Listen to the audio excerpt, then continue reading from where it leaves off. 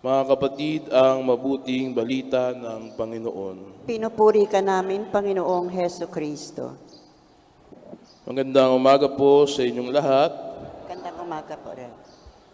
Nung seminarista po kami, ang madalas pong ibigay na assignment sa amin ay yung pag-encourage po sa mga tao sa pagbuo po ng mga BEC. Kung familiar po kayo sa BEC o Basic Ecclesial Communities, ito po yung isang paraan po ng simbahan para abutin yung mga, lalo na yung mga hindi po gaanong nadadalaw sa simbahan.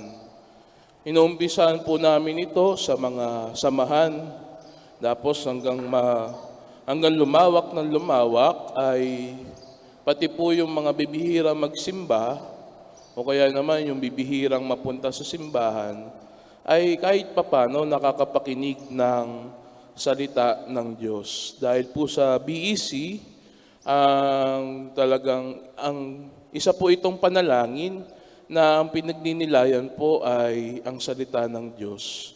At sa tuwing kami ay lumalabas na upang magbahay-bahay, mag-imbita ng mga sasama o dadalo sa panalangin, siyempre hindi po nawawala doon yung rejection.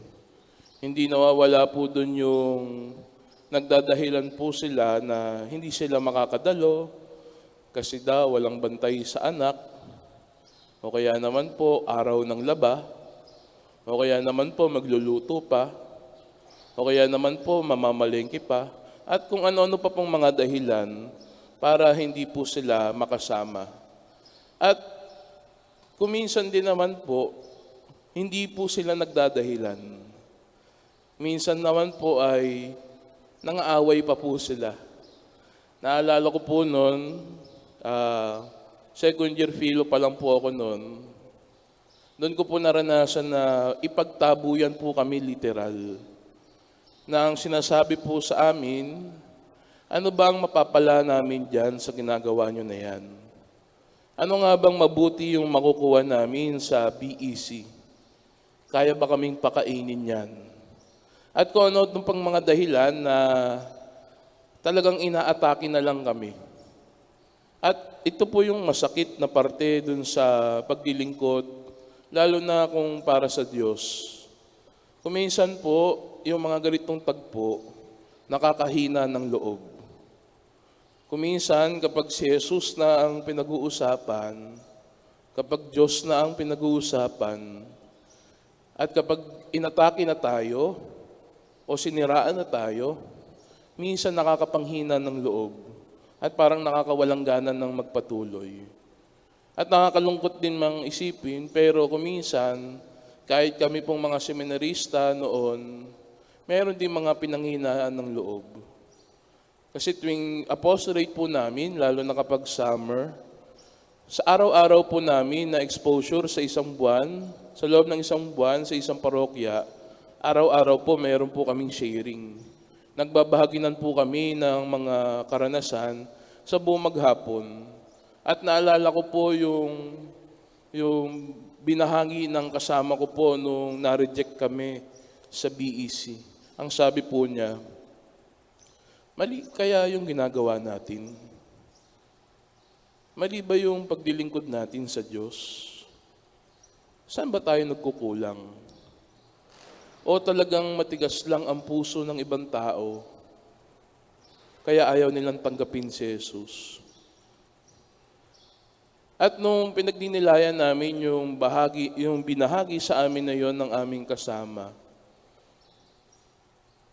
inisip namin kung paano nga kaya kung yung mga apostol o kahit mismong si Jesus, pinanghinaan din kaya ng loob nung sa tuwing mayroong umuusig sa Kanya, sa tuwing mayroong hahabol sa Kanya upang pagtangkaan ang Kanyang buhay, upang ipakulong, hulihin dahil sa Kanyang mga tinuturo, at kung ano-ano pang mga ginagawa niyang paglabag sa batas, upang magpagaling at gumawa ng himala. Mga kapatid, ngayong araw na ito, narinig natin sa ating ebanghelyo kung paanong harapin ni Jesus yung mga umuusig sa Kanya. Muli, siya ay pinagtatangkaan ng mga Hudyo na ipapatay. Bakit? Dahil sa Kanya mga salita at sa Kanya mga ginagawa. Pero ano ang sagot ni Jesus? Walang masama sa ginagawa niya. Bakit? Dahil ang sinusuod niya ay ang kalooban ng Diyos. Yung ginagawa niya ay yung nais ng Diyos na ipagawa sa Kanya. Kaya bakit siya matatakot? Bakit siya mag-aalinlangan magpatuloy kung ang ginagawa niya, kahit hindi sang-ayon ng mundo sa Kanya, ay pagpapatuloy niya dahil malinaw sa Kanya ang misyon, malinaw sa Kanya kung sino ang sinusundan niya, malinaw sa Kanya kung ano ang kailangan niyang gampanan. At ganon din po sana sa atin, mga kapatid.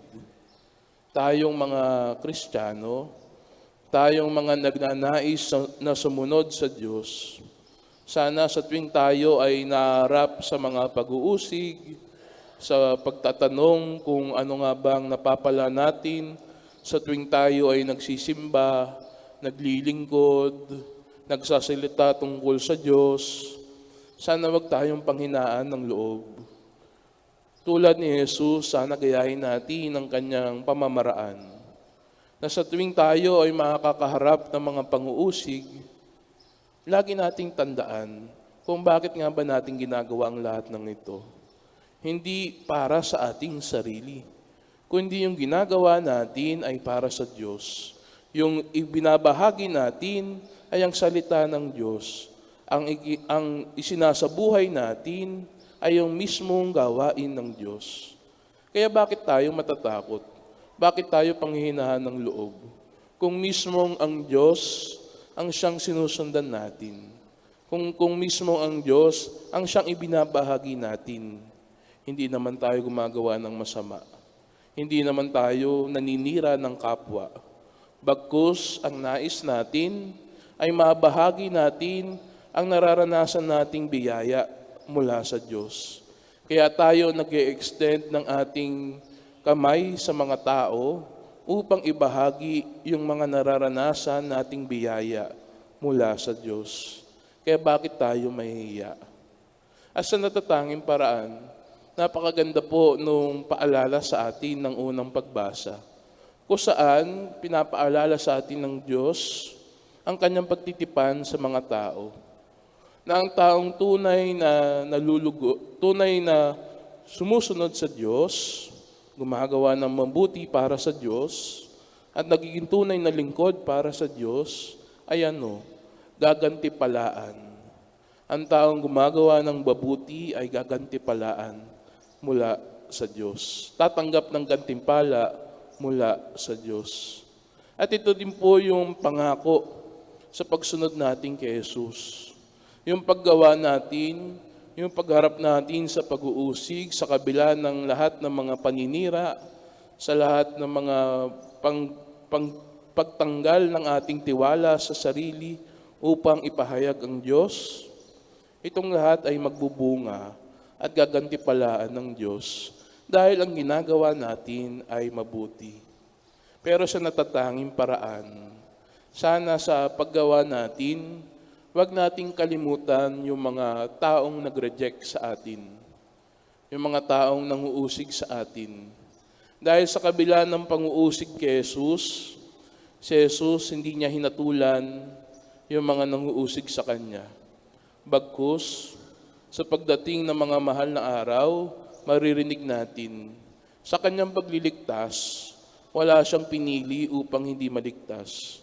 Lahat tayo, kahit yung mga nagkasala, kahit yung mga umusig sa Kanya, ay Kanya pa rin niligtas sa krus. At ganoon din sana tayo. Sa kabila ng mga masasakit na salitang sinabi sa atin o sinasabi sa atin, sa ating pagsisimba o pagpapahayag ng ating pananampalataya, wag natin silang husgahan at baliwalain. Bagkus, dalhin natin sa ating panalangin. Sila ay patuloy nating ipagdasal At ito din yung magandang maitulong natin sa ating kapwa. Kung talagang hindi pa sila handa upang tanggapin, makinig, at isabuhay ang mga turo ng Diyos, isama natin sa ating panalangin at unti-unti nating tulungan silang matanggap ang ating pananampalataya. Kaysa husgahan ng mga masasama, tulungan nating mapalapit sa mabuti. At yun din naman ang nais ni Jesus sa ating lahat. Sa mga taong tunay na naglilingkod at nagiging mabuting halimbawa sa lahat, tayong lahat ay gagantipalaan. Pero yung mga nanguhusga, para lang manatiling gumawa ng mabuti at binabaliwala yung mga nanguusig, tingnan din natin. Baka ang ginagawa na lang natin ay para lang masabi na gumagawa tayo ng mabuti. Pero kinakalimutan natin yung mga taong walang pakialam sa atin. Tayo bilang tagasunod kay Kristo, sana wala tayong pinipiling paglingkuran. Kahit yung mga ayaw tayong piliin pa rin natin sila. Dahil sila din naman ay nangangailangan ng biyaya mula sa Diyos. Ang pangako ni Jesus, ang pangako ng Diyos ay gantimpala na makalangit. At ang Diyos ay tapat sa kanyang pangako. Kaya nga masarap panghawakan yung pangako nila. At dahil din dito sa pangako nila, napakasarap magpatuloy sa paglilingkod sa Diyos. Dahil alam natin na sa kabila ng mga paghihirap, tayo pa rin ay ginagabayan, sinusuportahan, at inaalalayan ng Diyos nating pinaglilingkuran. Amen.